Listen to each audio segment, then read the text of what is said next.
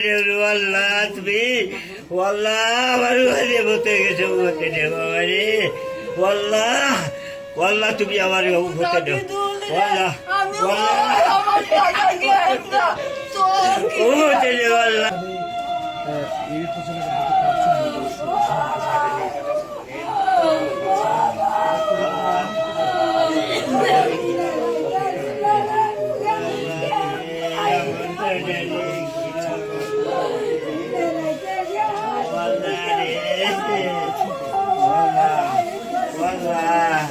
والله والله يكاد تكون دوسنا والله كيف خرابت توتنا يستطيعوا يتوري وتوتنا يا والله الله يكاد الله كدر وتنا والله هذا ليس ذلك هذا يستوي وتوتنا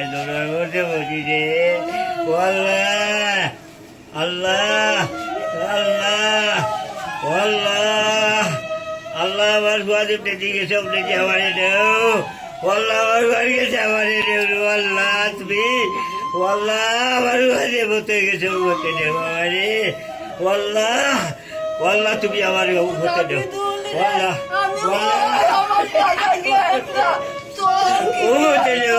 শীতল হয়ে আসি যে আসলে কথা বলার মতো পর্যায়ে থাকি না। এই দৃশ্যগুলো আমাদের এই দেশে কখন বন্ধ হবে? আমরা প্রায় সময় দেখেছি এরকম মর্মান্তিক ঘটনাগুলো ঘটতে। আজকে সুনামগঞ্জের যে 12 জন যুবক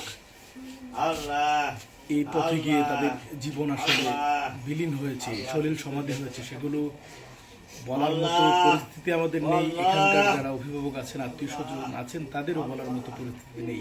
তবে আমাদের কাছে স্বজনরা যে দাবি করেছেন এই দালাল চক্রের যারা মূল হোতা আছেন তাদেরকে যেন আইনের আওতায় আনা হয়।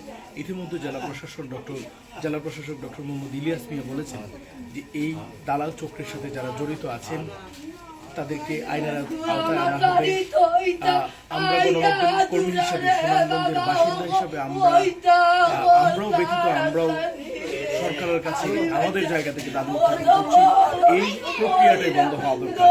এই অবৈধ পথে ইউরোপে যাওয়ার যে প্রক্রিয়াটি আছে সরকার উদ্যোগ নিয়ে বন্ধ করা দরকার। তাহলেই হয়তো এভাবে এখন তরুণদের মধ্যে যে ধরনের ইউরোপের জুট দেখা যাচ্ছে, আমাদের কাছে যে তথ্য আছে এখন পর্যন্ত কয়েকশো লোক গেম বোর্ডে অপেক্ষা করছেন পুনরায় তারা গ্রিসের এই লিবিয়ার সেই নদী, সেই সাগর পার হয়ে লিবিয়া কিংবা গ্রিস কিংবা ইতালিতে তারা পৌঁছাবে, এমনটি খবরে আমরা পেয়েছি। আমাদের সুনামগঞ্জের বেশ কিছু উপজেলা থেকে এরকম শত শত মানুষ এখন অপেক্ষা আছে। আসলে এখান থেকে এই ছিল সর্বশেষ।